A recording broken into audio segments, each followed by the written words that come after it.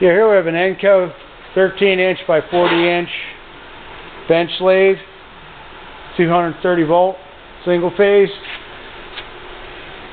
It is unused, and all the mechanical and most of the electrical features operate on the machine very nicely.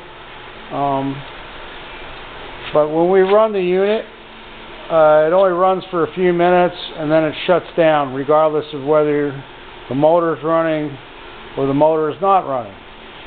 So we went back to the control panel here and we found out this breaker right here is tripping.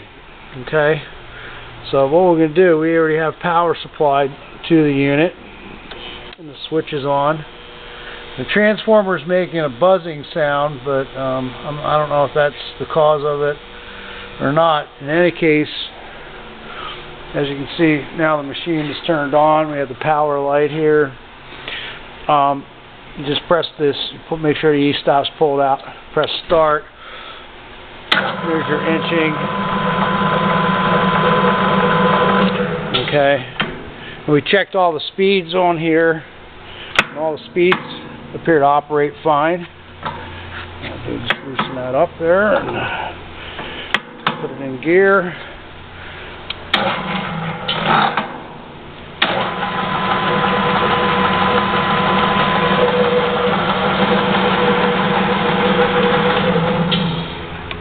Now what we'll do is we will turn it on here. Okay. So the machine's running okay. Get your cross feed.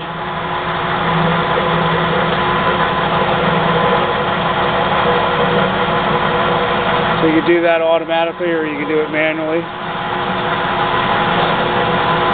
Your longitudinal feed. Fix that in a minute there. Just click the switch over here. That's for your cross feed. That's for your longitudinal feed. Back this out here.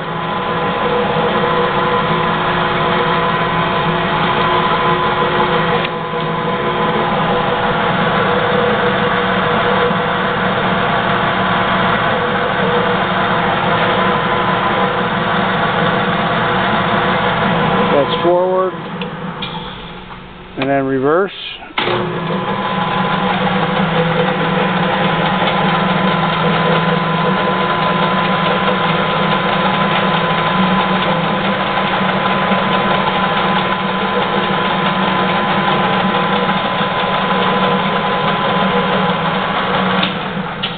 Alright, now the machine just shut off automatically. And as you can see, it tripped the breaker. Okay, so what we can do is we can reset this breaker after it cools down, and the machine will start up again. So this includes a 3-jaw chuck, a backing plate, a 4-jaw chuck. You got your backsplash and your drip pan. Also includes all these metric gears here. There's an extra pulley. This has, you can change the speeds, the spindle speeds. There's a pulley and a belt here. It has 2 speeds on it. You get an extra set of jaws, some tools. In this toolbox, you get your chuck key. There's a MT3 drill stock and some center sleeves. Okay, so what we're going to do is we're going to turn that off again. We'll come around to the back here.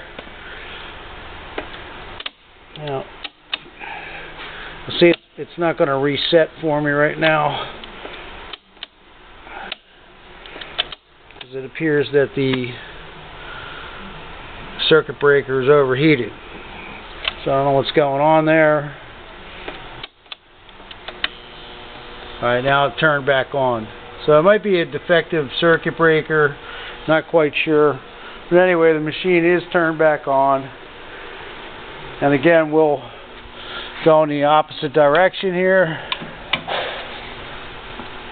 Pull out the e-stop. Turn the power on. Here's your inching.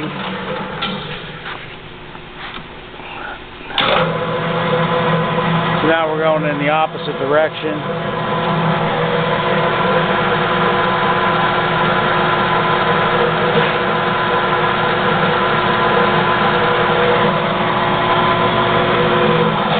Let it run for a little bit.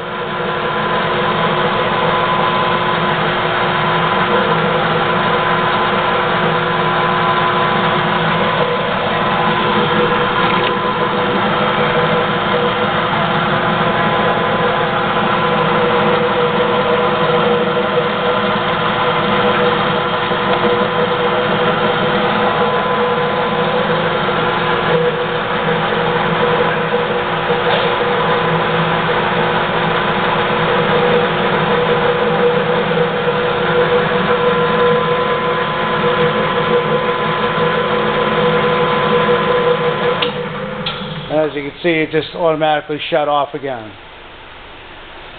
So that would be the only thing that we can find that this machine has, this issue. Other than that, it's in really good shape. And we thank you for looking at our product.